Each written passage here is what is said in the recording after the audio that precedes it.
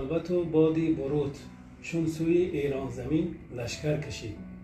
لنگ لنگان تیموری بیدادگر بر مزار پاکی فردوسی رسید. بر سری خاک گرامی پا فشرد، مشتی خاک را گرفت و پاش داد.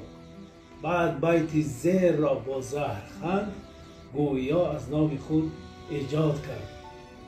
سر از خاک بردار و ایران ببین و چنگی دلیرانی توران ببین. ناگهان فردوسی بیرون شد ز گور، استخوان‌ها لرز لرزان از غضب. بیت زیرین را بخواند و غیب زد، همچون نقشی زوزنب در کام شب. در ایران نمانده است شیر و پلنگ، جهان را گرفته است روباه لنگ.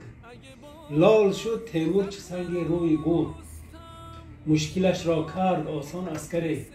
مردگانش گر چنین زور آورند، زندگانش را چسان زور آوری. پیرمرد گفت گاها حضرتم، مرده ها از زنده ها افضل‌ترند. فتح کوه از فتح روح آسان‌تر است، مرده ها از زنده ها پردل‌ترند.